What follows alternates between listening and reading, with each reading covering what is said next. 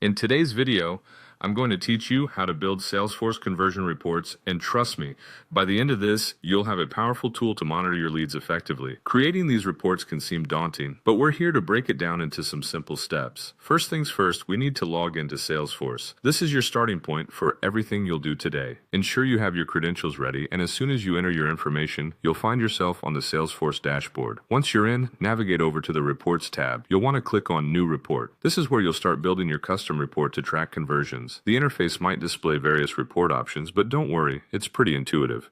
Now you'll be prompted to select a report type. For our purpose, choose Leads. This will allow you to specifically target and analyze the leads within your Salesforce database. After selecting Leads, click on the Continue button to proceed to the next step. At this point, we need to get more specific about the data we want to capture. Add a filter by setting Converted equals True. This essentially means you're interested in seeing only those leads that have been successfully converted into accounts, contacts, or opportunities. This filter is crucial because it ensures your report presents a clear picture of your conversion success, leaving out any unconverted leads.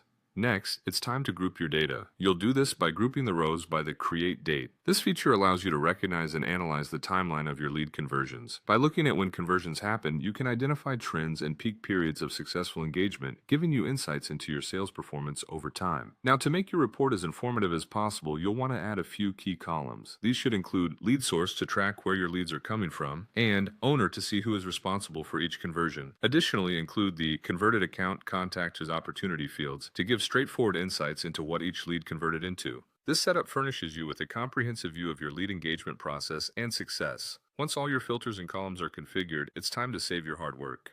Click on Save and Run, then name your report so you can find it easily later. Make sure to choose a descriptive name that reflects its content for quick searching. Hitting the Save button will finalize your report's creation, and it will immediately run, presenting you with the valuable insights you just curated. And there you have it. You've successfully built a Salesforce conversion report.